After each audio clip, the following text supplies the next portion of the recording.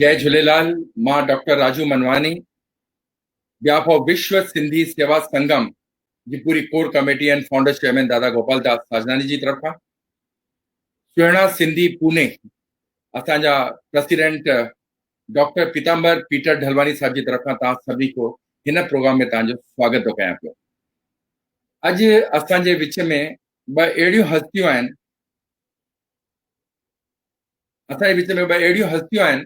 जेके तव्हां अॼु उन्हनि खे ॿुधी करे ॾाढो सुठो लॻंदो। असांजो प्रोग्राम अॼु 8 बजे खां शुरू थी करे 9:30 बजे ताईं हलंदो। महाराष्ट्र जो एक्स चीफ मिनिस्टर असांजा ऑनरेबल देवेंद्र फडणवीस साहब असांजे विच में आहिनि, प्लस असांजे राजस्थान चित्तौड़गढ़ जा सीपी जोशी साहब जेके मेंबर ऑफ पार्लियामेंट आहिनि, उहे ॿई असांजे विच में आहिनि। अॼोको उहो ॾींहुं आहे, अॼु 13 अगस्त आहे ऐं सुभाणे उहो आहे 14 अगस्त, जिते असां पंहिंजी सिंध जी जॻह छॾे करे असां हिंदुस्तान में आयासीं। पर अॼु इहे सभु सवाल जवाब असां पंहिंजे सीएम साहब खां पुछंदासीं। तव्हांखे रिक्वेस्ट आहे सभिनी खे, जेको बि कोई सवाल हुजे या त हिन स्क्रीन ते या जेको हेठि नंबर तव्हांजे ट्रोल थिए थो पियो इन ते मूंखे व्हाट्सअप कजो, त असां साहब खां इहो नंबर ऐं इहे सवाल सभु उन्हनि खां पुछंदासीं। सभिनी खां पहिरियों अॼु मां असांजे महाराष्ट्र जे प्रेसिडेंट विश्व सिंधी सेवा संगम जो प्रताप मोटवाणी साहब खे रिक्वेस्ट कंदुमि कि प्लीज हू अचनि। बिहाफ ऑफ विश्व सिंधी सेवा संगम ऐं सुहिणा सिंधी पुणे जी तरफ़ खां असां सभिनी जो स्वागत करनि। ऐं अॼु जो प्रोग्राम प्रताप भैया, थैंक यू वेरी मच, तव्हांजो पूरो कॉपरेशन। प्लीज स्क्रीन जे मथां अचो, तव्हांजो वीडियो नथो हलेव प्रताप भैया। सो प्रताप मोटवाणी साहब जेके असांजा महाराष्ट्र जा विश्व सिंधी सेवा संगम जा प्रेसिडेंट आहिनि, उहे तव्हांजो वेलकम कंदा। ऐं उन खां पोइ मां रिक्वेस्ट कंदुमि असांजी मिस इंडिया 2013 सिमरन आहूजा खे कि अॼु असांजे पहिरें गेस्ट जो प्रॉपर इंट्रोडक्शन उहे कंदियूं। त प्रताप मोटवाणी साहब खे रिक्वेस्ट कंदुमि कि काइंडली प्लीज स्क्रीन ते अचो। प्रताप भैया अचियो। जी प्रताप भैया, गो हेड। जय झूलेलाल राजू भैया। झूलेलाल, जय झूलेलाल प्रताप भैया। अॼु असांजे लाइ ॾाढी ख़ुशीअ जी ॻाल्हि आहे, असांजे महाराष्ट्र जी आन बान शान ऐं असांजे महाराष्ट्र नागपुर जा असांजा देवेंद्र फडणवीस साहब जेके विकास पुरुष त आहिनि ई आहिनि, पर विनम्र स्वभाव जा धणी आहिनि। ऐं मां हिंदी में ॻाल्हायां छो जो मूंखे लॻे थो कि देवेंद्र जी ॿुधंदा हूंदा। हमारे महाराष्ट्र की आन बान शान और हमारे महाराष्ट्र के विकास पुरुष श्री देवेंद्र जी सर आज हमारे बीच में यहाँ पर उपस्थित है। मैं विश्व सिंधी सेवा संगम की तरफ से जेंटलमैन शो में उनका हार्दिक स्वागत करता हूं और मैं उनका आभार मानता हूं कि उन्होंने हमारे को इस शो के लिए समय दिया। और यहाँ पर सिंधी समाज पूरा जो है, विश्व का सिंधी समाज आज उन्हें देख रहा है और विश्व के सिंधी समाज के लिए। हाँ ॻाल्हायो प्रताप भैया, गो हेड। शायद प्रताप भैया जो नेटवर्क जो थोड़ो प्रॉब्लम अची वियो आहे, त मां रिक्वेस्ट कंदुमि हाणे Simran Ahuja 2013 pride of Sindhi, a young dynamic lady, to please come forward and introduce Honorable Shri Devendra Fadnavis Sahab, the former Chief Minister of Maharashtra and the leader of opposition assembly. Please introduce. Jai Jhulelal. We are all extremely honored to truly have the presence of our former Honorable Chief Minister of Maharashtra, Shri Devendra Fadnavis, who is the current leader of opposition in Maharashtra Legislative Assembly. And तव्हां सभिनी खे ज़रूर चवणु चाहींदमि कि असांजा पहिरीं chief minister of Maharashtra हुया जेके BJP मां हुया, and he was also the youngest mayor of Nagpur Municipal Corporation and second youngest mayor in the history of India. एतिरो ई न, he was also the second youngest honorable chief minister of Maharashtra. चाहे वो women and child welfare हुजे, agriculture, environment, promoting employment हुजे, education हुजे, public health sector हुजे, उन्हनि सभिनी में एतिरो excel कयो ऐं सभिनी endeavors में हिननि best serve कयो। असां जाम honored आहियूं to have with us. Oh, thank you, Simran. Such a nice introduction. Please welcome our legend, dynamic, Mr. Devendra Fadnavis in the Gentleman Show. Welcome, sir. our dynamic.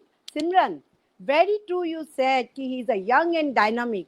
He worked so much for Maharashtra and we all looking forward to hear him. चलो उनको फिर स्वागत करते हैं और स्वागत करते हैं हमारे young dynamic ex minister Shri Devendra Fadnavis ji का. द जेंटलमैन शो में.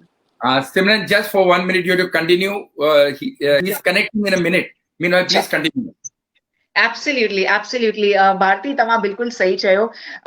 भारती मां जाम लकी आहियां कि मां सर सां जाम शोज़ कया आहिनि ऐं असां जिते बि वेंदा हुआसीं न सर एॾो वॉर्म्थ ॾेखारींदो हुयो, चाहे उहो हेल्थ सेक्टर हुजे या पब्लिक सेक्टर हुजे या एग्रीकल्चर जे बारे में कुझु बि ॻाल्हायूं, एनवायरमेंट जे बारे में कुझु बि ॻाल्हायूं. असांजा second youngest honourable chief minister of Maharashtra आहिनि ऐं एतिरो हुननि में वॉर्म्थ आहे न भारती. त I think we are all एतिरा लकी आहियूं असांजो सॼो स्टेट ऑफ महाराष्ट्र कि असांखे असांजो ऑनरेबल देवेंद्र फडणवीस सर असांखे मिलिया फॉर द एंटायर टेन्योर. त जाम जाम असां शुक्रगुज़ार आहियूं कि एतिरो कमु हुननि कयो. त भारती तव्हांखे बि एक्सपीरियंस आहे ऐं असां बसि सर खे असांजो मैसेज बसि वञे थ्रू द सेक्रेटरी ऐं he was always like ready.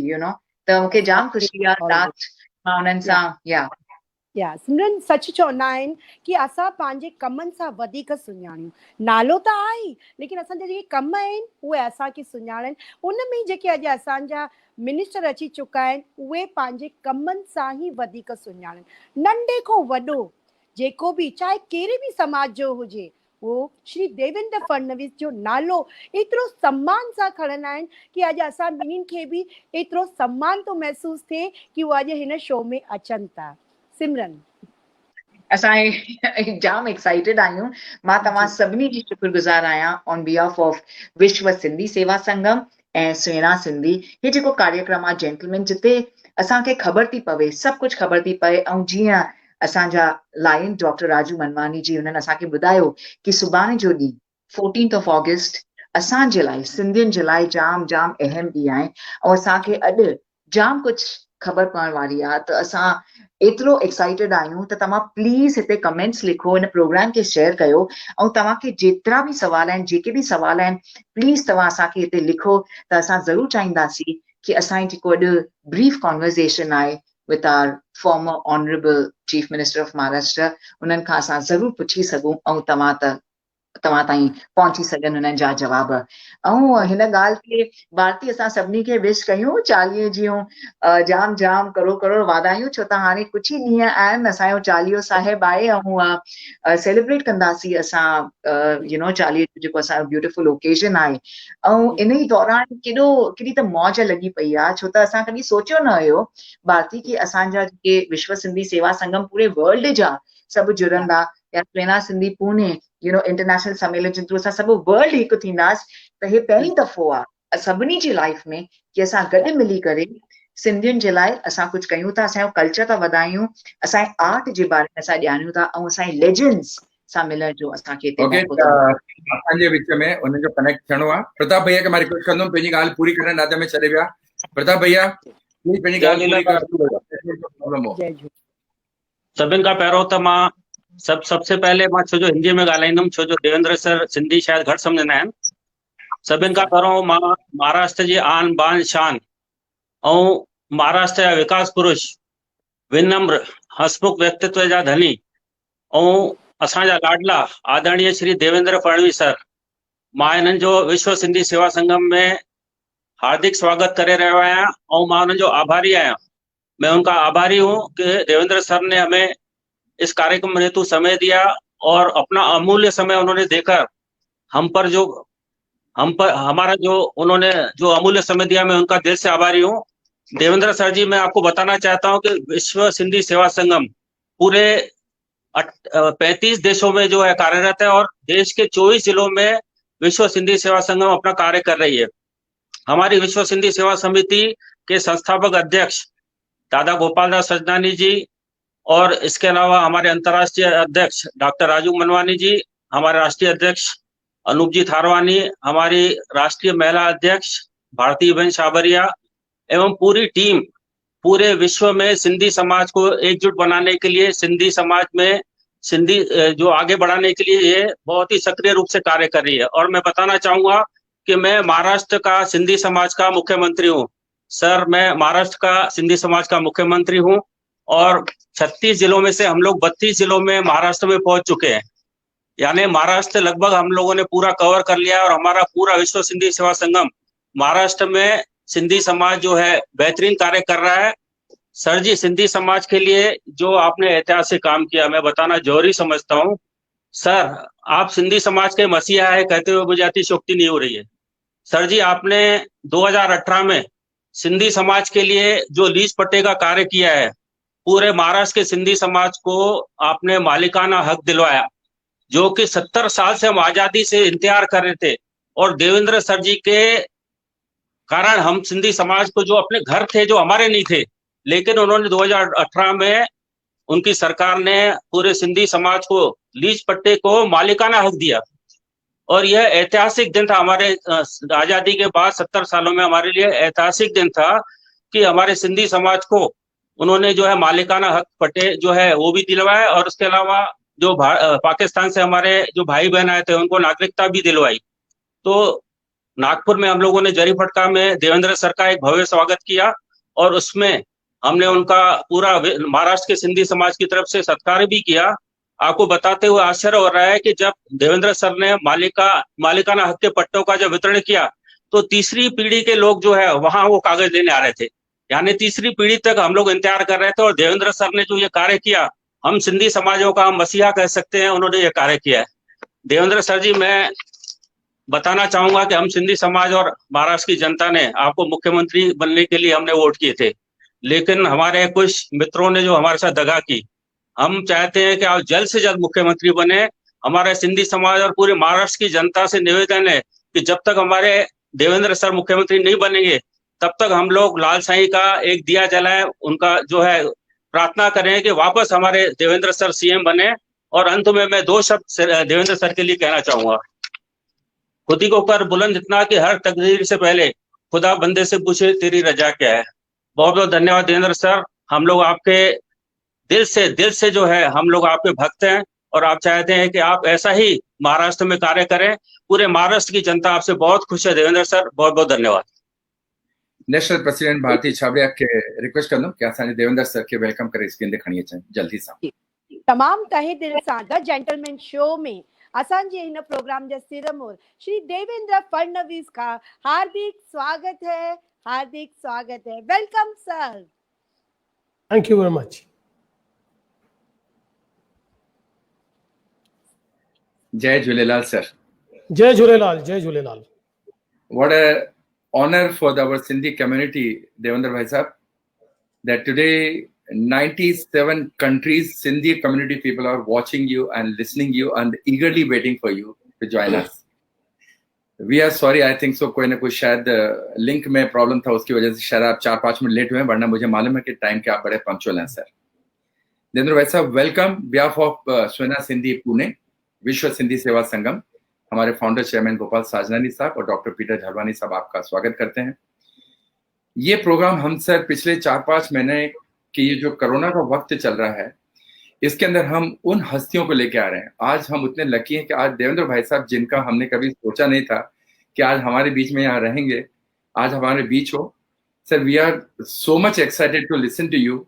सबसे पहले देवेंद्र भैया मैं ये पूछना चाहूंगा सर कि दैट यंग स्वयं सेवक ऑफ आरएसएस श्री देवेंद्र फडणवीस साहब, वो नागपुर से स्वयं सेवक से चीफ मिनिस्टर की सीट तक कैसे पहुंचे, वो जर्नी के बारे में हम चाहते हैं, हम थोड़ा आपसे जानना चाहते हैं सर। पहले जी, सबसे पहले तो पूरे विश्व से जो लोग इस संगम में जुड़े हैं उन सभी को मेरी ओर से जय झूलेलाल। और मुझे बहुत खुशी है कि मैं विश्व में अलग अलग जगह से जो हमारे सिंधी भाई बहन हैं उन सभी से मैं बातचीत कर पा रहा हूँ। वैसे तो मेरी जो जर्नी रही है वो काफ़ी फास्ट रही है, लेकिन एक संघर्षपूर्ण भी जर्नी रही है। और जैसा आपने बिल्कुल सही कहा, मैं तो बचपन से एक स्वयंसेवक रहा और घर में सारा परिवार ही आरएसएस का था। पिताजी जिस समय इमरजेंसी थी तो 19 महीने वे जेल में रहे, तो काफ़ी जुड़ाव आरएसएस के साथ रहा। और जब मैं कॉलेज में मैंने एंट्री की तो मैं विद्यार्थी परिषद का काम करता था। और हम सभी जानते हैं अभी राम जन्मभूमि में मंदिर का निर्माण शुरू हुआ, तो उस समय रामशिला पूजन का एक कार्यक्रम हुआ था, जिस कार्यक्रम में मुझे एक वार्ड की जिम्मेदारी दी गई थी और वहाँ पर 11 जगह पर रामशिला पूजन करना था। तो मैं मात्र 18 साल का था, लेकिन वो जिम्मेदारी मैंने अच्छे ढंग से निभाई।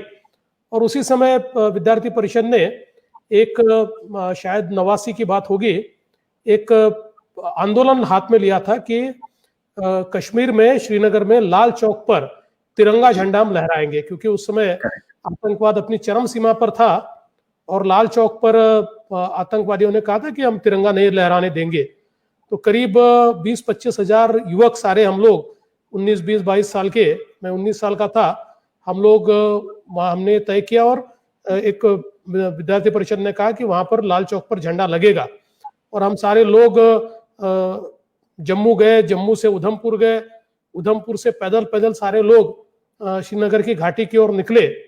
और बहुत जुनून था, जोश था, सारे बिल्कुल युवा थे, 19-20 साल के थे।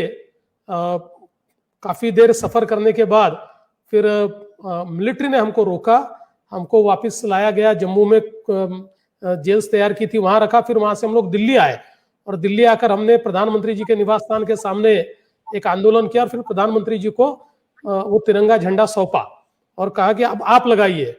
और वो एक प्रकार से तब से जर्नी शुरू हुई। फिर राम जन्मभूमि का आंदोलन था, जिस समय मुझे याद है कि 1990 में कार सेवा थी और उसमें मैं गया था, 20 साल का था और उस समय करीब 18 दिन बदायूं के सेंट्रल जेल में मैं रहा। और उसके बाद जब वापस आया तो मुझे ये बताया गया कि आपको कल से अब भारतीय जनता पार्टी में काम करना है। तो अब ये होता है कि अपने जब बड़े लोग कहते हैं तो मानना पड़ता है। वैसे मेरे मन में उस समय राजनीति में आना नहीं था और इसलिए मैंने ये कहा था कि मुझे विद्यार्थी परिषद में काम करना है और आगे मैं पूर्णकालिक कार्यकर्ता करके काम करना चाहूंगा, अभी राजनीति में नहीं जाना चाहता हूँ। लेकिन एक बार आदेश हो जाए तो फिर उसको मानना पड़ता है। तो फिर आदेश के अनुसार भारतीय जनता पार्टी में काम शुरू किया। बड़े मजे की बात बताता हूँ कि मुझे कह दिया कि अब आपको चुनाव लड़ना है कारपोरेशन का। तो मैंने हाँ तो कह दी और तैयारी भी शुरू कर दी। लेकिन जो कारपोरेशन के चुनाव की डेट्स उस समय आ रही थी तो मेरे 21 साल ही पूरा नहीं हुआ था। मुझे कुछ चंद महीने बाकी थे, 2 महीने बाकी थे 21 साल पूरे होने में। तो मैंने किसी को बात ही नहीं बताया, मैंने कहा चलो देखते आगे। लेकिन हुआ ये कि उस समय ये 74th अमेंडमेंट वगैरह होने वाली थी, इसलिए 6 महीने कॉर्पोरेशन के चुनाव आगे बढ़े और उसके कारण मैं एलिजिबल हो गया और मैं चुनकर आ गया। और एक बड़े यंग कॉर्पोरेटर के रूप में उस समय फिर मैं चुनकर आया, फिर दूसरी बार चुनकर आया, मेयर बना, फिर एमएलए बना, फिर 5 बार एमएलए बना, मुख्यमंत्री बना। ये सफर तो आपने सबने देखा है। तो मुझे ऐसा लगता है कि ऐसा मैं अगर कहूँ कि राजनीति में एक्सीडेंट से आना नहीं चाहता था, लेकिन फिर आने के बाद उसमें जितना मैं मेहनत कर पाया, मेरी एक हमेशा ये आदत रही है कि जो काम हाथ में लेता हूं उसके पीछे पूरी ताकत से, पूरी मेहनत से, पूरे फोकस से और पूरी ईमानदारी से उसके पीछे रहता हूं। तो मुझे लगता है कि उसी कारण राजनीति की जर्नी में तय कर पाया। Very lucky we are sir, very lucky. As Pratap भाई साहब ने सही बोला कि सर हम लोगों ने जो एक्चुअली वोट किया था कि हम चाहते थे कि हमारे देवेंद्र भाई साहब वापस सीएम बन के आए। और आपके इतने भगत हैं, इतने सोल्जर हैं, इतने वॉरियर हैं सर आपके पीछे कि आज भी आपके एरिया में, चाहे वो हमारे अमित साटम साहब हो, चाहे हमारे अनीश मकवानी साहब हो, मतलब सर जेब में आपके फोटोग्राफ लेकर के चलते हैं। कहते हैं हमारे तो गॉड भी यही है, गुरु भी यही है, जब वो वापस सीएम बन के आएंगे तो हमारा तो काम इसी तरह चलता रहेगा। सर आपसे इंस्पायर होकर के आपके यंग जनरेशन इतनी इंस्पायर हुई है और इतना काम करने के लिए तैयार है। हम दिल से दुआएं करते हैं सर, क्योंकि कल 14 अगस्त है, हमारे लिए स्मृति दिवस है। वो दिन जिस दिन हम अपनी जमीन छोड़ करके यहाँ आए थे, हम सब सिंधी, मतलब आरएसएस वाले सर। जैसा आपने बताया सर, इमरजेंसी में मेरे पापा और हम 4 भाई हैं सर। पूरे 19 महीने हम लोग अंदर थे सर, और हमें पता है कि आरएसएस का काम करने का तरीका कैसा होता है। देवेंद्र भाई साहब, the way you worked in the Maharashtra and जो रिजल्ट सामने आया वो आज जो मोदी साहब वहां पे और आप यहाँ पे थे, वो एक ऐसा कॉम्बिनेशन था जो हम चाहेंगे कि हमेशा बना रहे, और हम दुआ करते हैं सर आप वापस हमारे साथ रहेंगे। मैं आपसे ये पूछना चाहता हूँ देवेंद्र भाई साहब कि सिंधी कम्युनिटी का आपके हिसाब से इस नेशन के लिए क्या कंट्रीब्यूशन है? What your thoughts about that sir? देखिए, मैं ऐसा मानता हूं कि हमारे नेशन बिल्डिंग में सिंधी कम्युनिटी ने बहुत बड़ा योगदान दिया है। देखिए, सबसे बड़ी बात तो यह है कि इतनी प्रताड़ना के बाद अपना सारा का सारा एक प्रकार से घर परिवार संसार नष्ट होने के बाद, और जैसा हम सब जानते हैं कि सिंध में रहने वाले हमारे जो भाई थे, बहन थे, सारे लोग थे, वो कोई ऐसे नहीं थे, समृद्ध लोग थे। उनकी वहां पर उनका अपना वजूद था, उनकी अपना वहां पर बिजनेस था, उनका सब सारी चीजें अच्छी चलती थी। लेकिन ऐसे सभी लोगों को सारी चीजें छोड़कर और रातों रात कोई पैदल आया, कोई ट्रेन से आया, कोई कैसा आया, और ऐसे पूरे तरीके से अपना संसार समाप्त होने के बाद यहाँ पर कैंपों में बसकर जिस प्रकार की मेहनत हमारे सिंधी समाज ने की है, मैं ऐसा मानता हूं दुनिया में इसकी दूसरी मिसाल हमको नहीं मिलेगी। और हम हमेशा ये कहते हैं कि फिनिक्स पंछी का हमेशा एक उदाहरण दिया जाता है कि ऐसा कहते हैं कि राख में से वो वापस उड़ान भरता है। उसी प्रकार से हमारे सिंधी भाइयों ने फिनिक्स पक्षी की तरह, जो पूरा घर संसार उनका एक प्रकार से राख हो गया था, एशेस में से वो सारे बाहर निकले और एक ऐसी उड़ान भरी कि आज आप देख लीजिए कि भारत में चाहे वो व्यापार का क्षेत्र हो, चाहे वो किसी भी प्रकार के प्रोफेशन का क्षेत्र हो, हर क्षेत्र में सिंधी समाज हमको अग्रणी दिखाई देगा। और देश में मैं ऐसा मानता हूं कि अपनी मेहनत से, अपनी हिम्मत पर खड़ा हुआ कोई समाज हमको दिखाई पड़ता है तो हमारा सिंधी समाज दिखाई पड़ता है। और आज हम सारे लोग जीडीपी की बात करते हैं और जीडीपी के आधार पर आकलन किया जाता है, तो मैं ऐसा मानता हूं कि जीडीपी में भी one of the biggest contributor इस सिंधी समाज। तो मैं मानता हूं कि देश के निर्माण में सिंधी समाज का अपना बहुत बड़ा योगदान है।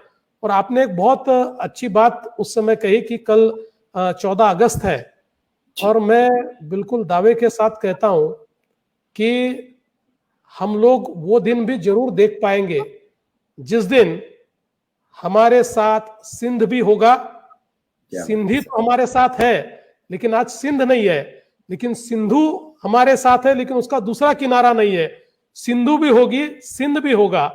और मेरा विश्वास है कि हमारा जो ये सिंधी समाज है, ये इतना देखिए इतनी मुश्किलों से खड़ा हुआ ये समाज है, इसमें बहुत संघर्ष की एक बड़ी ताकत है। और सबसे महत्व की बात तो यह है कि ये एक विश्व की सबसे पुरानी संस्कृति है। जैसे हम लोग बात करते हैं मोहनजोदाड़ो की, जो विश्व की सबसे पुरानी संस्कृति है, तो हम लोगों ने नागपुर में सिंधी आर्ट गैलरी एक तैयार करने की शुरुआत की है। तो हम उसके पीछे का भी हमारी मंशा यह है कि हम विश्व के सामने विश्व की सबसे पुरानी संस्कृति को हम लाए, और विशेष रूप से हमारी जो न्यू जनरेशन है उस जनरेशन को हमारे इस विश्व की सबसे पुरानी संस्कृति के साथ जोड़े। तो मुझे लगता है कि एक बहुत बड़ा कंट्रीब्यूशन हमारे सिंधी समाज का आज देश के विकास में और देश के हित में रहा है। और सबसे बड़ी बात मैं कहता हूं कि सिंधी समाज जो हमारा है, ये बहुत ही राष्ट्र प्रेमी और राष्ट्रवादी इस प्रकार का समाज है। बहुत ही कट्टर राष्ट्रवाद हमारे सिंधी समाज में है, और देश के लिए बिल्कुल एक बहुत ही मर मिटने की भावना है। और ये मुझे ऐसा लगता है कि सिंधी समाज को एक बहुत महत्वपूर्ण इस प्रकार से आगे लाती है। और हम लोग तो चूंकि भारतीय जनता पार्टी का काम करते हैं, तो हमने तो हमेशा अडवाणी जी से इंस्पिरेशन ली है, क्योंकि देश के अंदर अडवाणी जी एक ऐसे नेता रहे कि जिन्होंने प्रामाणिकता की एक मिसाल, देखिए आप 50-60 साल राजनीति में रहे और बेदाग, कोई दाग नहीं, और दुश्मन भी आपका ये कहे कि भाई देखिए अडवाणी जी से हमारे विचार नहीं मेल खाते, लेकिन अडवाणी जी जैसा प्रामाणिक आदमी, देशभक्त आदमी दूसरा नहीं है। तो मुझे लगता है कि ये एक कंट्रीब्यूशन जो देश के लिए हमारे समाज का है, उसको हम बिल्कुल भुला नहीं सकते। Great sir, all over world से सर ये सारे मैसेजेस आपको आ रहे हैं, हर देश के कि हम देवेंद्र साहब को वापस चीफ मिनिस्टर बना हुआ देखना चाहते हैं। देवेंद्र भाई साहब, you are representing Narendra Modi साहब in Maharashtra. What your expectation from the Sindhi समाज फॉर द महाराष्ट्र के लिए, हम कहाँ आपके काम आ सकते हैं सर? नहीं, मुझे ऐसा लगता है कि नया कुछ करने की जरूरत ही नहीं है, क्योंकि सिंधी समाज अपनी अपनी जगह पर बहुत अच्छा काम कर ही रहा है। आज आप देखिए समाज में आज इतने बड़े पैमाने पर केवल व्यापार उद्योग में नहीं, बहुत अच्छे डॉक्टर्स हैं, आज बहुत अच्छे चार्टर्ड अकाउंटेंट्स हैं, बहुत अच्छे अलग अलग प्रोफेशन में काम करने वाले आर्किटेक्ट्स हैं, बिल्डर्स हैं। ये सारे के सारे लोग हमारे नेशन बिल्डिंग में, महाराष्ट्र के हमारे विकास में बहुत अच्छा कार्य कर रहे हैं। मुझे एक ही चीज लगती है कि हमारी जो नई पीढ़ी है, वो नई पीढ़ी तरक्की बहुत अच्छे से कर रही है। और मुझे ऐसा लगता है कि चूंकि जो पीढ़ी स्वतंत्रता के बाद यहाँ पर आई, उनको तो शायद पढ़ने का मौका कम मिला, क्योंकि जीने मरने की उनको कसरत करनी पड़ती थी। उसके बाद की पीढ़ी थोड़ी सेटल हुई। अब की पीढ़ी में एक बहुत ज्यादा मुझे ऐसा लगता है कि वाइब्रेंट इस प्रकार की हमारी पीढ़ी है। तो उस वाइब्रेंसी को कायम रखते हुए एक चीज बहुत जरूरी है कि हमारे रूट्स के साथ उसको जोड़ना। तो इस पीढ़ी की वाइब्रेंसी भी है, लेकिन जो हमारे रूट्स है, और विशेष रूप से राजू भाई आप जैसे लोग जो है कि जिन्होंने सारा मतलब आप एक कनेक्टर हो, आपने उस पीढ़ी को सुना हुआ है, समझा हुआ है, बीच की पीढ़ी के आप हो और नई पीढ़ी से आपका कनेक्शन है। ऐसे सारे लोगों ने इस नई पीढ़ी को हमारे रूट्स के साथ कनेक्टेड रखना ये बहुत जरूरी है।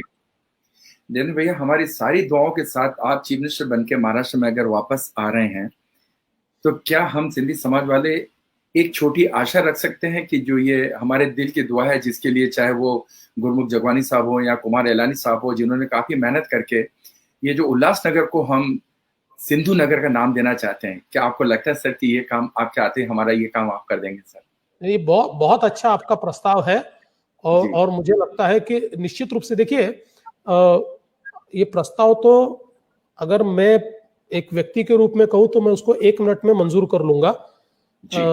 केवल इसमें मुझे ऐसा लगता है कि जब भी हम कोई प्रस्ताव इस प्रकार का करते हैं तो उसमें एक बृहद एकमत बनाना पड़ता है, लोगों के साथ एक चर्चा करके, क्योंकि हम अच्छा काम करें तो उसमें फिर रुकावटें नहीं आनी चाहिए। हम अच्छा काम करें तो उसमें अपोजिशन नहीं होना चाहिए। मुझे लगता बिल्कुल नहीं है, क्योंकि इसमें किसी ने अपोजिशन करने का कोई कारण ही नहीं है। ये बहुत ही अच्छा प्रस्ताव है, जरूर इसके ऊपर निश्चित रूप से विचार होगा। जैसे आपको पता है कि मतलब जिस समय मैं मुख्यमंत्री था, उस समय विशेष रूप से हमारी जो महाराष्ट्र सिंधी साहित्य अकादमी है 15 साल से बंद पड़ी हुई थी। मैंने उसको वापस शुरू किया, उसको मैंने बजट दिया, गुरुमुख भाई को उसमें अध्यक्ष भी बनाया था, उनको राज्य मंत्री का दर्जा दिया, क्योंकि मैं ये मानता हूं कि हमारे सिंधी समाज में इतना साहित्य है, इतना सारा हमारी विरासत है, उसको हम लोगों को एक प्रकार से निश्चित रूप से उसको संजो कर रखना है। और मुझे लगता है कि बिल्कुल उल्लासनगर जो है ये एक प्रकार से एक हमारी अस्मिता का एक प्रतीक है। तो जरूर आपने जो बात कही है, मैं निश्चित उसके ऊपर गौर करूंगा और वैसा निर्णय करने की कोशिश हम सब मिलकर करेंगे। Will be really great honor for this, Devendra भाई साहब। सर, एक आपका स्टेप बहुत अच्छा था जब when you are a chief minister and you started the great किसान रेल इनिशिएटिव नासिक के अंदर, उसके बारे में कुछ हमें जानकारी हमारे समाज को देना चाहेंगे सर? जी बिल्कुल। देखिए क्या है कि हमारे प्रधानमंत्री जी जो है, इन्होंने एक बहुत महत्वपूर्ण घोषणा की कि हमारे जो किसान हैं इनकी आय दुगनी करनी है। और किसानों की आय दुगनी करने के लिए सबसे महत्वपूर्ण उपाय यह है कि आज देश में हम लोग देखते हैं बड़े पैमाने पर हार्वेस्ट होती है। हार्वेस्ट के बाद चूंकि हमारे पास पोस्ट हार्वेस्ट टेक्नोलॉजी नहीं है, उसके बाद हमारा जो फ्रंट लिंकेज है, फॉरवर्ड लिंकेज है, वो ठीक नहीं है, तो उसके कारण किसानों को दाम ठीक से नहीं मिलता। कई बार हम लोग देखते हैं, जैसे टीवी पर भी आता है कि नासिक में बड़े पैमाने पर प्याज होता है, तो कभी कभी प्याज इतना महंगा हो जाता है कि लोगों को रुलाता है, और कभी इतना सस्ता हो जाता है कि हमारे किसानों को फेंक देना पड़ता है। तो प्रधानमंत्री जी ने एक बहुत अच्छी योजना की, जिसके तहत हम अलग अलग मार्केट्स को जोड़े और उसके लिए हम लोग डेडिकेटेड ट्रेन का नेटवर्क तैयार करें, जिसमें कोल्ड स्टोरेज हो। तो उसके कारण ये जो कम से कम फल है, सब्जियां है, इसको एक नेशनल मार्केट के रूप में हम डेवलप कर पाए। और मुझे बड़ी खुशी है कि उसकी पहली जो किसान रेल शुरू हुई तो नासिक से हम लोग शुरू कर पाए, और नासिक से लेकर वो बिहार तक हम लोगों ने की, और ऐसी कई ट्रेनें अभी शुरू हो रही है। तो इसके कारण हमारे किसानों को उनका जो दाम है वो तो रियलाइजेशन मिलेगा ही। दूसरा, देश के अलग अलग भागों में ये सप्लाई चेन जो साइड बॉटलनेक्स है, इसके कारण जो बहुत बड़े पैमाने पर कीमतें बढ़ती है, तो उनको भी ठीक कीमतें मिलेगी और किसानों को भी मिलेगी। और कई बार ये होता है कि इंटरमीडिएटरी सारा पैसा ले लेते हैं, तो इंटरमीडिएटरी उसमें से हट जाएंगे और सीधा किसान और मार्केट, किसान और कंज्यूमर, ये दोनों साथ आ पाएंगे। एक बहुत सुंदर इनिशिएटिव आदरणीय मोदी जी के कारण हम लोग कर पाए। ग्रेट सर, बहुत। सर, आज जो महाराष्ट्र में कोरोना की पोजीशन है, मतलब what you think sir, what can be done something better than that what is happening now? मुझे लगता है कि शायद आप होते तो, सबकी इच्छा ये, जो मुझे मैसेज आ रहे हैं, जो मैं पढ़ रहा हूँ और जो मेरे व्हाट्सएप आ रहे हैं सर, कि अगर आप होते तो कुछ अलग करते। ऐसा क्या कुछ आपके माइंड में था कि अगर आप होते तो सर आप ऐसा करते या कोरोना को और अच्छी तरह कंट्रोल कर पाते? देखिए, मूल रूप से महाराष्ट्र में कोरोना की परिस्थिति अगर हम देखें तो आज देश में सबसे ज्यादा कोरोना की केसेस महाराष्ट्र में है जी। तकरीबन देश में जितनी कोरोना से मौत हुई है उसमें 42% डेथ्स आर फ्रॉम महाराष्ट्र। सो हम लोगों क्या, अगर हम लोग इन्फेक्शन का रेशियो भी देखें तो it is one of the highest ratio even today. If you look at the percentage, तो जितनी हम टेस्ट करते हैं उसमें इन्फेक्शन का ratio is around 18 to 20%, which is much much high, क्योंकि हमको पता है कि ICMR ने 5% से 10% अलाउ किया है। तो इसके कारण आज एक बड़ी गंभीर परिस्थिति हमारी बनी हुई है। मुझे लगता है कुल मिलाकर महाराष्ट्र में कोरोना की लड़ाई जो हमने लड़ी, वो unfortunately we fought with numbers, we did not fight our war with corona. हम लोग नंबर सप्रेशन में लग गए कि भाई नंबर हम कैसे कम दिखा पाए, तो नंबर तो कम नहीं हुए, नंबर तो बढ़ते गए। तो ये कंप्लीट स्ट्रेटेजी जो थी, it was a strategical blunder. और आज भी मैं कहता हूं, देखिए उदाहरण अगर हम दिल्ली का देखें तो ये परिस्थिति थी दिल्ली में कि करीब 4 से 4,500 टेस्ट होती थी, 5,000 टेस्ट होती थी, और 2-2,500 तक या 1,500 तक रोज के पेशेंट्स उसमें आते थे। और जिस समय ये सारा बढ़ता गया और संक्रमण बहुत बढ़ा, उस समय आदरणीय अमित भाई शाह जी ने उसमें थोड़ा सा इंटरफियर किया, और केंद्र सरकार, दिल्ली सरकार ने मिलकर एक ट्विन स्ट्रेटेजी की, एक रैंप अप करना ये सारा टेस्टिंग को। सो टेस्टिंग वाज रैम्प्ड अप, करीब 25 से 28,000 टेस्ट रोज करना शुरू किया। और दूसरा, बड़े पैमाने पर आइसोलेशन की व्यवस्थाएं खड़ी की, ऑक्सीजनेटेड बेड्स खड़े किए। तो हुआ ये कि जैसे 28,000 30,000 का टेस्टिंग शुरू हुआ, तो पहले 3,000 3,500 4,000 तक रोज पेशेंट निकले, और कम कम आते आते अब वो 1,000 पर आ गए। और आज देखिए कि दिल्ली की परिस्थिति ऐसी है कि दिल्ली इज क्वाइट सॉर्टेड, यानी मैं ऐसा नहीं कहूंगा दिल्ली में है, लेकिन आज दिल्ली खतरे की उस लेवल से इसलिए पार है कि ICMR का जो कोई रेशियो है उसमें दिल्ली का infection ratio has come down to 5%। तो सेम स्ट्रेटेजी ये महाराष्ट्र में, मुंबई में करने की आवश्यकता थी। मुंबई में देखिए डेथ रेट क्यों इतना है, क्योंकि हम लोगों ने टेस्टिंग कम किया। मुंबई का death rate is 5.5%, it's more than global average. Global average से भी ज्यादा ये डेथ रेट मुंबई में इसलिए है कि हम लोगों ने एवरेज 5,000 5,500 से ऊपर मुंबई में टेस्टिंग ही नहीं किया, तो उसके कारण डेथ्स बढ़ी, उसके कारण इन्फेक्शन रेशियो बढ़ा। तो मुझे लगता है आज भी अभी सरकार ने कुछ टेस्ट बढ़ाई है, पर टेस्ट बढ़ाते समय जो इन्फेक्शन का रेशियो है वो करीब हम लोगों ने एंटीजन टेस्ट जो हम लोग कर रहे हैं और जो हमारी PT-PCR टेस्ट कर रहे हैं, इसका 1:1 रखना चाहिए या 1:1.5 रखना चाहिए, वो 1:2 रखा है। तो एंटीजन टेस्ट जो है वो करीब 60% उसकी रिलायबिलिटी नहीं है, इट इज 40-45% रिलायबल। आज भी देखिए, आज अगर हम विचार करें तो आज मतलब एक दिन में महाराष्ट्र में 413 डेथ्स है, which is one of the highest in any part of India. तो मुझे लगता है थोड़ा स्ट्रेटेजिकल ब्लंडर हम लोग कर रहे हैं। अभी भी महाराष्ट्र अपनी जो PT-PCR टेस्ट है उसको 50,000 तक रैंप अप करे और एक एक डिसेंट्रलाइज्ड आइसोलेशन सेंटर्स की व्यवस्था अगर खड़ी करे, तो मुझे लगता है कि if there is no second wave of corona, within 1 month we can achieve decent ratio, और उसके बाद के 1 महीने में फिर हम उसको कंट्रोल कर पाएंगे। तो मुझे लगता है थोड़ा स्ट्रेटेजिकल ब्लंडर महाराष्ट्र में रहा है। मैं आपकी कुछ ट्वीट पढ़ रहा था सर कुछ दिन पहले, जिसके अंदर आपने ट्वीट किया था कि 490 सालों के बाद हमारे राम भैया को भी घर मिल गया अयोध्या के अंदर। और अभी अभी आपने मेंशन किया कि हमारे अडवाणी साहब, जिन्होंने बहुत पहले राम रथ यात्रा शुरू करके ये इनिशिएट किया था, और आज 500 साल में पहली बार मोदी सरकार में हमारे भगवान को घर मिल गया हमारे देश के अंदर। सर, आपको कितनी खुशी हुई है इस बात को लेकर? देखिए, मुझे तो बहुत खुशी है, क्योंकि मैं उस आंदोलन का पार्ट रहा हूं। मैं सारी कार सेवाओं में गया हूं, मैंने उसके लिए जेल भोगी है, मैंने उसमें लाठी खाई है, तो मुझे तो बहुत खुशी है। और देखिए, मैं हमेशा ये कहता हूं कि प्रभु श्री राम लला का मंदिर ये कोई केवल एक मंदिर नहीं है, ये हमारे लिए हमारी अस्मिता का प्रश्न है, अस्मिता का प्रतीक है। क्योंकि 490 साल पहले 1528 में बाबर के जो सेनापति थे मीर बाकी, इन्होंने रामलला का मंदिर तोड़कर वहां पर बाबरी ढांचा तैयार किया। वो इसलिए नहीं किया कि उनको वहां कोई नमाज पढ़नी थी।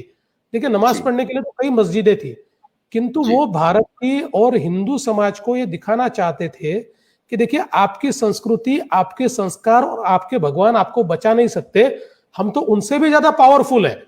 एक प्रकार से हम लोगों को पराजित और पराभूत मानसिकता में डालने के लिए उन्होंने इस प्रकार से रामलला का मंदिर तोड़ा था। और इसलिए हम हमेशा कहते थे, जैसे हमारे अटल जी ने हमेशा कहा है कि मैंने कब काबुल में जाकर मस्जिदें तोड़ी, शत शत मानव हृदय जीतने का संकल्प, रग रग हिंदू मेरा परिचय। तो कभी भी हम लोगों ने आक्रांता की तरह किसी के मंदिरों को, मस्जिदों को, चर्चों को कभी तोड़ा नहीं है। हमारी संस्कृति में हम ये कभी कर नहीं सकते, ये हमारी संस्कृति नहीं है। लेकिन यहाँ पर जो ढांचा था वो एक कलंक था, वो हमारे पराजित मानसिकता का एक कलंक था, हमारे ऊपर एक पराजय का धब्बा था, जिसको हटाकर दुनिया को यह संदेश देना जरूरी था कि हमारी संस्कृति, हमारे संस्कार और हमारे भगवान में ये शक्ति है कि हमारी संस्कृति को हम जीवित रख सकते हैं। और इसलिए मुझे लगता है कि ये केवल कोई एक ढांचा गया ऐसा नहीं है, ये पराजय का ढांचा गया। ये केवल कोई एक रामलला का मंदिर बन रहा है, देश में तो करोड़ों मंदिर होंगे, विश्व में मंदिर होंगे, लेकिन ये मंदिर इसलिए महत्व का है कि भारत की अस्मिता का ये मंदिर है, भारत के विश्वास का ये मंदिर है, भारत के विजय का मंदिर है। और इसलिए एक भारतीय के रूप में, एक हिंदू के रूप में मुझे बहुत गर्व है कि आदरणीय मोदी जी के नेतृत्व में, और जिस लड़ाई को अडवाणी जी ने शुरू किया था, आज 30 साल के बाद उसको अंजाम मिला। और प्रभु श्री राम, जिन्होंने हम सबको एक प्रकार की प्रेरणा दी, उनको भी अपना घर मिला।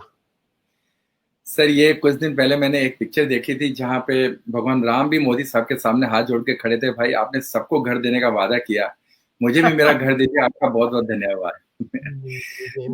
रिसेंटली मोदी सरकार ने जो नेशनल एजुकेशन पॉलिसी 2020 अनाउंस की है, आपको क्या लगता है सर कि this millions of the student, how they will be benefited out of this scheme of 2020 education?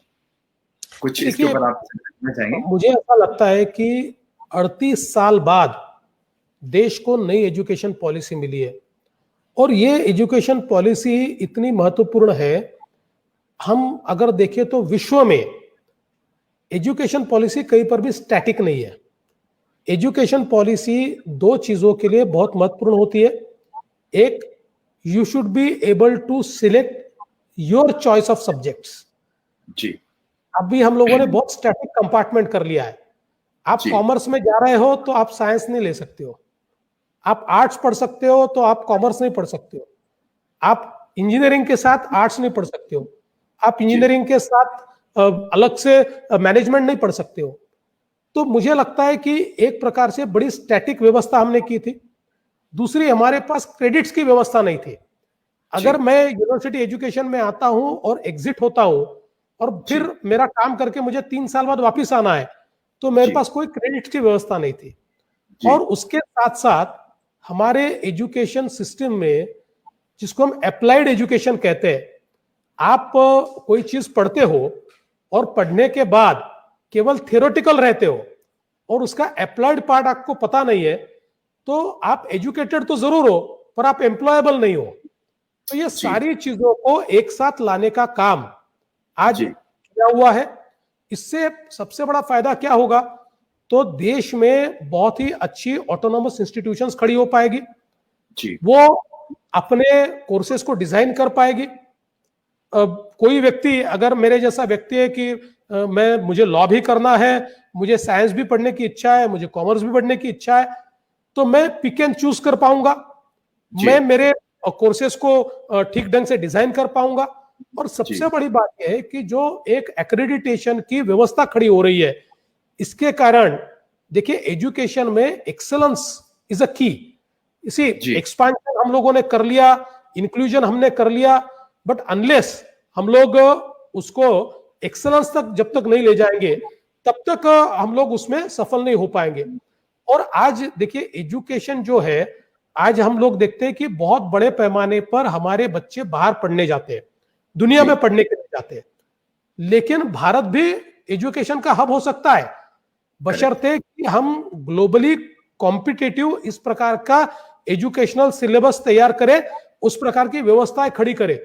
और ये जो नेशनल एजुकेशन पॉलिसी है, ये उसके लिए इंस्टीट्यूशंस को एक बहुत बड़े पैमाने पर व्यवस्था देती है। और इसलिए मुझे लगता है कि एक प्रकार से हम लोग एक ऐसी व्यवस्था खड़ी कर रहे हैं जिसमें एजुकेशन ये जॉब से भी जुड़ेगी, एजुकेशन ये स्किल से भी जुड़ेगी, एजुकेशन नॉलेज से भी जुड़ेगी, और एजुकेशन ये व्यक्ति को उसका व्यक्तित्व डेवलप करने के लिए और उसको विश्वव्यापी बनाने के लिए भी मदद करेगी। सर, मेरे पापा हमेशा ये कहा करते थे, क्योंकि जब वो मीसा में बंद थे इमरजेंसी टाइम पे, हम तो छोटे बच्चे थे, 10वीं 11वीं में पढ़ते थे, तब हमने 18-19 महीने निकाले, तो वो ये कहते थे कि RSS is a main making company.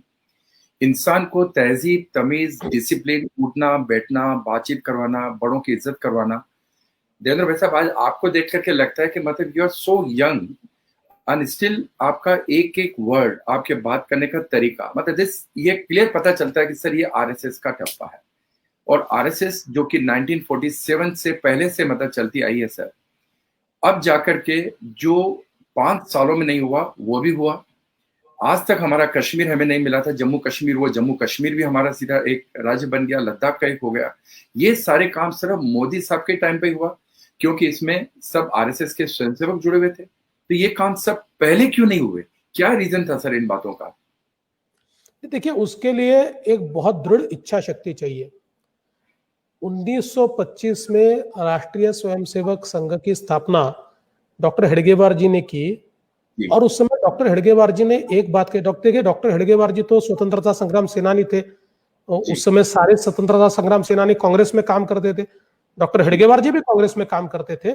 1920 का नागपुर का अधिवेशन कांग्रेस का, डॉक्टर हेडगेवार जी उसके प्रमुख थे।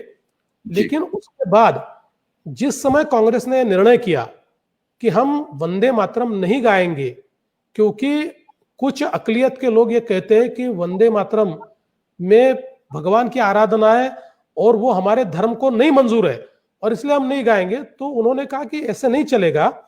और फिर उन्होंने कहा इतिहास इस बात का गवाह है कि देश का हिंदू समाज ये जब जब कमजोर हुआ तब तक ये देश गुलामी में गया, और इसलिए एक मजबूत हिंदू समाज तैयार करेंगे तभी हम स्वतंत्र होंगे और तभी हम एक मजबूत राष्ट्र खड़ा कर पाएंगे। और इसलिए आरएसएस का निर्माण उन्होंने किया, व्यक्ति निर्माण का कार्य आरएसएस ने शुरू किया। और उसी के चलते जिस समय हम लोगों ने आपको याद होगा कि भारतीय जनता पार्टी का निर्माण क्यों हुआ, तो हमारे श्यामा प्रसाद मुखर्जी ने, वो तो नेहरू जी के मंत्रिमंडल में थे, लेकिन जब ये देखा कि कश्मीर जैसे हमारे अविभाज्य अंग को अलग स्टेटस देकर हम देश से दूर कर रहे हैं, उस समय श्यामा प्रसाद मुखर्जी ने, आपको याद होगा 1947 के बाद कश्मीर की हालत ये थी कि कश्मीर के गवर्नर को राष्ट्रपति कहा जाता था, कश्मीर के मुख्यमंत्री को प्रधानमंत्री कहा जाता था, और कश्मीर में भारत का संविधान नहीं चलता था, वहां कश्मीर का भारत का तिरंगा झंडा नहीं लहराता था, वहां कश्मीर का अपना झंडा लहराता था। और कश्मीर में जाने के लिए भारतीयों को परमिट लेना पड़ता था, वीजा लेना पड़ता था। और श्यामा प्रसाद मुखर्जी ने नारा दिया एक देश में 2 प्रधान, 2 विधान और 2 निशान नहीं चलेंगे। 2 प्रधानमंत्री नहीं होंगे, 2 संविधान नहीं होंगे और 2 झंडे नहीं होंगे, एक ही तिरंगा झंडा होगा। और वो अटल जी को साथ में लेकर उन्होंने कहा मैं बिना परमिट के मैं कश्मीर में जाऊंगा, और उन्होंने बिना परमिट के कश्मीर में प्रवेश किया और अटल जी को कहा वाजपेयी जाओ और पूरे देश को बता दो कि श्यामा प्रसाद बिना परमिट के कश्मीर में गए। उनको वहां अरेस्ट किया गया और जेल में डाला गया और जेल में ही उनकी मृत्यु हुई, एक प्रकार से उनकी हत्या हुई।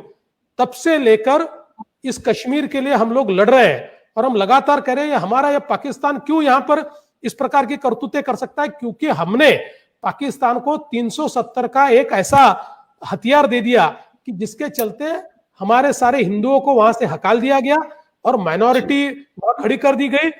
तो ये सारी लड़ाई तब से, मुझे याद है अटल जी जिस समय प्राइम मिनिस्टर थे उस समय एक डिबेट हुई और उस डिबेट में पूछा कि अटल जी आपने तो, आप कहते थे 370, आप कहते थे राम मंदिर, आप कहते थे कॉमन सिविल कोड, पर अभी आपका तो जो राष्ट्रपति का अभिभाषण आप लोगों ने लाया उसमें तो ये तीनों चीजें नहीं है। तो अटल जी ने जवाब दिया था आज मेरे पास मेजॉरिटी नहीं है इसलिए ये तीनों चीजें यहां नहीं दिखाई पड़ती, लेकिन जिस दिन मेरी पार्टी के पास मेजॉरिटी आएंगी उस दिन ये तीनों चीजें मेरी पार्टी करके दिखाएंगी। और मैं मोदी जी का धन्यवाद देता हूं, मोदी जी को बधाई देता हूं कि जैसे ही पूरी मेजॉरिटी मिली मोदी जी ने वो करके दिखाया।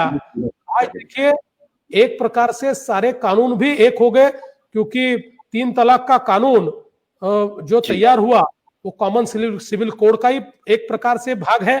आज कश्मीर का प्रश्न छूट गया, 370 समाप्त कर दिया, भारत के साथ कश्मीर को इंटीग्रेट कर दिया गया और उसके साथ साथ प्रभु श्री राम जी के मंदिर का निर्माण भी शुरू हुआ। तो मुझे लगता है एक दृढ़ इच्छा शक्ति जो मोदी जी ने दिखाई, जो इसके पहले के लोगों में नहीं थी। देखिए क्या कहते थे 370 हटाएंगे तो नदियों, खून की नदियां बह जाएंगी, खून के पहाड़ बह जाएंगे। कौन सा खून की नदियां बही भाई? अब 370 के हटाने के बाद तो जम्मू कश्मीर में विकास हो रहा है। तो इसलिए ये डर दिखा कर राजनीति करते थे, उस डर से आगे जाकर मोदी जी ने दिखाया कि डर के आगे जीत है और वो जीत हासिल की। क्या बात है सर।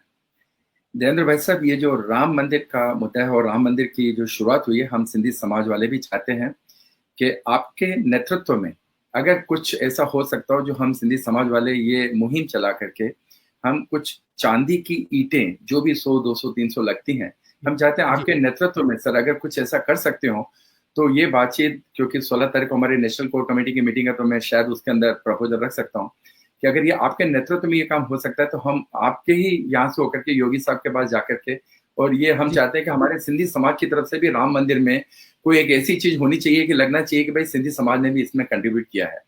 तो we would like to be associated with this. जरूर होगा, क्योंकि मैं ऐसा मानता हूँ राम मंदिर भले ही राम मंदिर निर्माण न्यास तैयार कर रहा हो, पर प्रधानमंत्री जी ने बताया ये भारत के जन जन का मंदिर है, इसमें एक भी सरकारी पैसा नहीं लगेगा, एक भी सरकार का कोई उसमें ईंट नहीं लगेगी, सब समाज का लगेगा, एक एक आदमी का लगेगा। तो मैं जरूर जो न्यास तैयार हुआ है, ट्रस्ट तैयार हुआ है, ट्रस्ट से भी बातचीत करूंगा, आदरणीय योगी जी से भी बातचीत करूंगा और किस प्रकार से आप सहभागी हो सकते हैं। और बहुत खुशी हम सभी को होगी क्योंकि हम सभी का ये मंदिर है, तो उसमें हमारे सिंधी समाज का कंट्रीब्यूशन तो बहुत महत्वपूर्ण होगा। मैं जरूर उसको कोऑर्डिनेट करूंगा। सर, ये जो 14 तारीख कल आ रही है, सिंधी समाज ने इसीलिए तो अपनी जमीन छोड़ी क्योंकि वो अपना धर्म नहीं छोड़ना चाहते थे, अपना पैसा छोड़ दिया, जमीन छोड़ दी, पैसा सब कुछ छोड़ के आ गए, नंगे पांव आ गए। यही एक रीजन था कि सिंधी एक सच्चे हिंदू हैं जो हमेशा हिंदू पार्टी के साथ रहना पसंद ज्यादा करते हैं। सर, हमारे शाखा में देवेंद्र भाई साहब एक अर्ध मंडल लगता है शाखा में, लास्ट में जब हमारा ये कबड्डी वगैरह खेलना कूदना बंद होता है तो वहां पे देशभक्ति के बड़े अच्छे गीत गाए जाते हैं। मैं रिसेंटली एक वीडियो देख रहा था जिसके अंदर जागो जागो करके आपने एक बहुत प्यारा सा एक गीत गाया था, जो हमने वीडियो देखा था। अगर हम किस्मत वाले हों, क्योंकि मुझे मालूम है अमृता भाभी तो बहुत अच्छा गाती हैं, क्योंकि वो हमारे लायंस क्लब के फंक्शन में चीफ गेस्ट बन के आई थी, वहां पे भी उन्होंने बहुत अच्छा गाया था। ये जागो वाला सर 2 लाइनें क्या हमारे ये सारे व्यूअर्स आपसे सुन सकेंगे अगर आज भैया आप आज्ञा दें तो? नहीं जरूर, लेकिन देखिए क्या है, जागो ये जो गीत है ये लीड एंड फॉलो का गीत है, ये सोलो गीत नहीं, ये साथ में गाने वाला गीत है। तो मैं जरूर किसी समय आपको वो भी सुनाऊंगा, लेकिन चूंकि आपने संघ के एक गीत की बात कही है तो मैं दूसरे गीत की कुछ लाइनें आपको गाकर नहीं पर मैं आपको जरूर सुनाना चाहूंगा, जो मुझे बहुत पसंद आता है। एक मैसेज आता है नेशन को। जी बिल्कुल। जो गीत ऐसा है कि राष्ट्रभक्ति ले हृदय में, हो खड़ा यदि देश सारा, संकटों पर मात कर यह राष्ट्र विजयी हो हमारा। क्या कभी किसने सुना है सूर्य छिपता तिमिर भय से, क्या कभी सरिता रुकी है बांध से बन पर्वतों से, जो न रुकते मार्ग चलते तीर कर सब संकटों को, वर्ण करती कीर्ति उनका तोड़ कर सब असुर दल को, ध्येय मंदिर के पथिक को कंटकों का ही सहारा, राष्ट्रभक्ति ले हृदय में, हो खड़ा यदि देश सारा, संकटों पर मात कर यह राष्ट्र विजयी हो हमारा। मुझे ऐसा लगता है इसी राष्ट्र विजय की संकल्पना को हम सब लोग अपने मन में संजोकर अपने जीवन में कार्य करें तो निश्चित हमारा राष्ट्र विजयी होगा। क्या बात है सर, क्या बात है देवेंद्र भाई साहब। आज आपसे बैठ करके बात करने में ये लग ही नहीं रहा कि सर हम महाराष्ट्र के फॉर्मर चीफ मिनिस्टर साहब से बात कर रहे हैं, बल्कि यहाँ कमेंट्स अब ये आ रहे हैं कि देवेंद्र भाई साहब अभी काफी यंग है, हम तो ये चाहेंगे कि फ्यूचर में वो हमारे प्रधानमंत्री बने। लोगों की ये दुआएं आ रही हैं सर आपके पास। देवेंद्र भाई साहब, आपकी तरफ से सिंधी समाज को आप क्या मैसेज देना चाहेंगे? कोई मैसेज आप देना चाहेंगे हमारे सिंधी समाज को? जी बिल्कुल, मैं इतना ही कहना चाहूंगा कि हमारा जो समाज है इसका एक अपना वजूद है, इसका एक अपना इतिहास रहा है और बहुत संघर्षों से समाज खड़ा हुआ है। जैसा आपने बिल्कुल सही कहा कि अपनी जमीन और अपना घर परिवार छोड़कर सारा समाज यहाँ पर इसलिए आया क्योंकि जिस समय संस्कृति पर आक्रमण हो रहा था, संस्कारों पर आक्रमण हो रहा था, विचारों पर आक्रमण हो रहा था, बड़ा आसान था उस समय अपने धर्म को छोड़ देना, अपने विचारों को छोड़ देना और अपनी संपत्ति के साथ अटके रहना। लेकिन हमारे समाज ने वो मान्य नहीं किया, वो मंजूर नहीं किया, क्योंकि सिंधु संस्कृति जो विश्व की सबसे पुरानी संस्कृति थी, अगर शायद आप लोग उस समय उसको मान लेते तो सिंधु संस्कृति का वजूद समाप्त हो जाता। हम सारे जो हिंदू है वो सिंधु से हिंदू बने, वो सिंधु संस्कृति के सारे हम हिंदू लोग जो है वो प्रतीक है। और उस संस्कृति का जो उगम है, उसकी जो गंगोत्री है, उस गंगोत्री को समाप्त करने का काम उस समय चल रहा था। लेकिन आपने कहा गंगोत्री समाप्त नहीं होने देंगे, ये सिंधु नदी, ये हमारी गंगा, ये हमारी विचारों की, संस्कारों की बहती रहेगी, चाहे उसके लिए कितनी भी प्रताड़ना हमको सहन करनी पड़े। और उस प्रताड़ना को सहन करके हमारा समाज आज वापस खड़ा हुआ है। और ये संघर्ष तब तक चलता रहेगा जब तक हम सिंध नहीं प्राप्त कर लेते। हमें हमारे मन में केवल पाक व्यप्त कश्मीर नहीं, हमारे मन में तो पाक व्यप्त सिंध प्राप्त करना है। और जब तक वो हमारे साथ नहीं आता हमारा संघर्ष समाप्त नहीं होगा। और मैं ऐसा मानता हूं उसके लिए आवश्यकता यह है कि हमारा जो सिंधी समाज का नया जनरेशन है, जो हमारी यंग जनरेशन है, ये जनरेशन डायनामिक है, इसमें बहुत ऊर्जा है। इस ऊर्जा के साथ साथ एक ललक हमारे मन में हमेशा ये होनी चाहिए कि हम कहां से आए हैं, हमारे रूट्स क्या है, हमारे साथ क्या हुआ है और हमको क्या पाना है। मैं केवल एक उदाहरण देना चाहूंगा कि 2000 साल तक जूस को उनकी भूमि से दूर रखा था, 2000 साल। लेकिन हर शुक्रवार को सारे जूस दुनिया के जिस कोने में होते थे वहां प्रार्थना करते थे कि अगले शुक्रवार की मेरी प्रार्थना हमारी होली लैंड में, इजराइल में हम करेंगे। और 2000 साल के संघर्षों के बाद उन्होंने होली लैंड को प्राप्त किया। मेरा विश्वास है हमारे यूथ को भी ये मन में रखना चाहिए, our holy land is Sindh. हमारे हिंदुओं की, हमारे सिंधियों की होली लैंड ये सिंध है, क्योंकि हमारी सिंधु संस्कृति वहां से शुरू हुई है। हमारे हिंदू होने का जो गर्व है वो वहां से शुरू होता है। और इसलिए हम ये बिल्कुल मानकर चले कि मोदी जी के नेतृत्व में जिस प्रकार से देश आगे जा रहा है, एक दिन वो भी होगा जब सिंध हमारा होगा। और उसके लिए हम सब लोग केवल प्रार्थना ही नहीं तो अपने मन में विश्वास रखें और उसी के साथ साथ एक मजबूत देश बनाने के लिए हम सारे लोग प्रयास करें। इतना ही मैं आप सभी लोगों से अपील करना चाहूंगा। एक आखिरी अपील हमारे सिंधी समाज की तरफ से आपको करना चाहूंगा देवेंद्र भाई साहब, जब भी अगर आपको मौका मिले कि फ्यूचर में आपके पास जो पावर रहेगा, अगर हमारे सिंधी भाइयों में कुछ ऐसे सिंधी डेडिकेटेड, यंग, डायनेमिक और ईमानदार जो काम करने के लिए तैयार और अपने देश के प्रति दिल से बहुत प्यार करते हैं, अगर कभी मौका मिले तो सर उनको मौका दीजिएगा। और विश्वास कीजिएगा सर, ये सिंधी समाज आपसे और आपके देश के लिए हमेशा बंधा हुआ है और वो देश के लिए कभी भी कुछ भी करने के लिए तैयार रहेगा। आप उनको जरूर मौका दीजिएगा। देवेंद्र भाई साहब, एक स्वयंसेवक से आपको मिलवाना चाह रहा हूं मैं आज, आप क्योंकि अभी आप जाएं उससे पहले मैं 2 या 3 व्यक्तियों को, जो कि हमारे ये विश्व सिंधी सेवा संगम शुरू करने वाले एक ऐसे इंसान है जो दूसरी जिंदगी लेके वापस आए हैं कैंसर में से, और इन्होंने ये विश्व सिंधी समाज को बढ़ा करके आज 37 देशों में और 24 स्टेट्स के अंदर पहुंचाया है।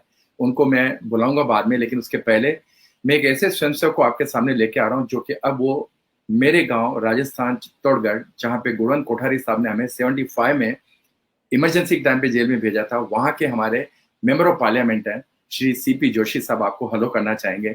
मैं चाहूंगा कि 2 मिनट प्रदीप भैया, सीपी जोशी साहब अगर कनेक्ट हो गए हों तो प्लीज उनको हमारे साथ कनेक्ट कीजिए। अगर सीपी जोशी साहब ना आए हो तो जब तक आए उनको कनेक्ट कीजिएगा, तब तक गोपाल दादा आ गए हैं शायद। हमारे भाई साहब सीपी जोशी साहब शायद चेयर पर नहीं है, आ रहे हैं, भी आते ही जुड़ेंगे। दादा गोपाल दास साजनानी जी को आ गए। चंद्र प्रकाश जी नमस्कार। नमस्कार नमस्कार भाई साहब। मैंने कहा हमारे चित्तौड़गढ़ के मेंबर ऑफ पार्लियामेंट है तो सर हमारे महाराष्ट्र के मुख्यमंत्री साहब से और फ्यूचर हमारे, हम दिल से चाहेंगे कि हमारे प्रधानमंत्री हो देवेंद्र साहब, उनसे मुलाकात करने के लिए। मैंने कहा मैं आपका बहुत छोटा आदमी हूँ राजू भाई, लेकिन बस आप लोगों का प्यार है और अच्छा काम बिल्कुल करना चाहता हूँ। और मैं तो आज के इस मौके पर आपका बहुत बहुत आभार भी व्यक्त करना चाहता हूँ कि आपने और हमारे प्रताप भाई ने मुझे ये मौका दिया। प्रताप भाई का मुझे मैसेज आया तो मैंने कहा जरूर इतने सारे लोगों के साथ जुड़ने का मौका मिलना, ये तो अपने आप में बहुत एक अहम बात है। तो मैं बहुत बहुत आपको धन्यवाद दूंगा। और अब जोशी जी भी जुड़ चुके हैं, मैं जानता हूँ अगला सेगमेंट उसका है तो। हाँ सर, अभी 3 मिनट का वक्त बाकी है। जोशी साहब को मैं सिर्फ आपको हेलो बुलाने के लिए लेके आया मैं, तो मैं सीधे साहब आपको वापस थोड़ी देर के बाद लेके आऊंगा।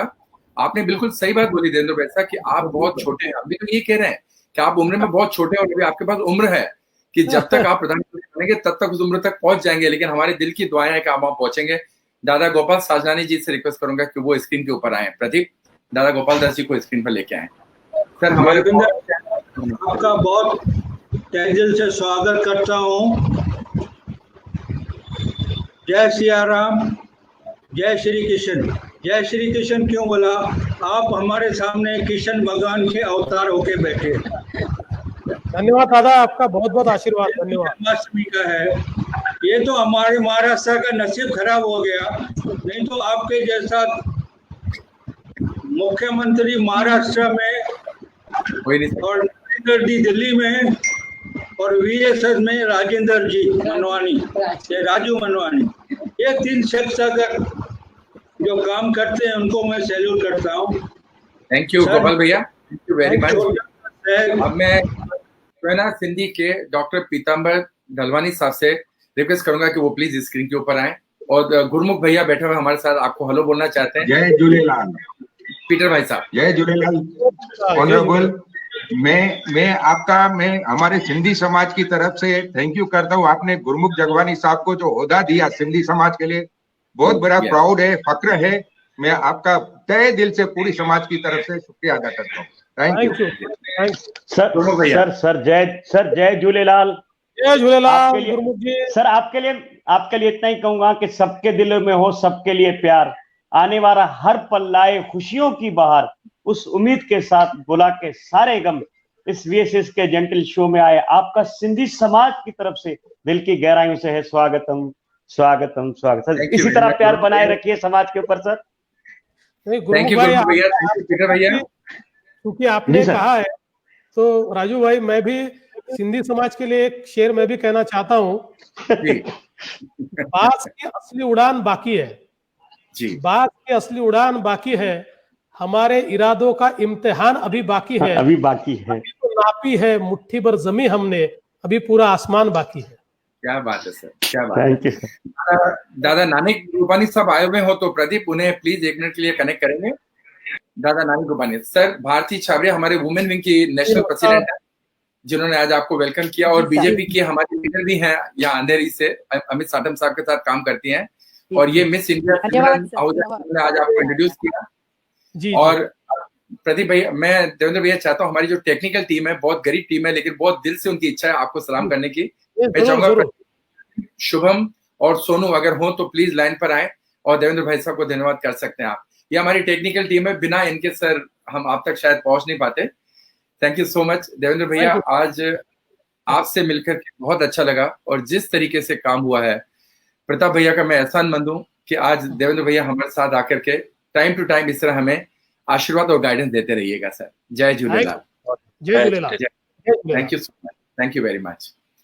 अब मैं रिक्वेस्ट करूंगा सिमरन आहूजा वंस अगेन कि हमारे चित्तौड़गढ़ के member of parliament honourable Shri CP Joshi साहब का प्रॉपर्ली इंट्रोडक्शन करके उनको स्क्रीन के ऊपर लाया जाए।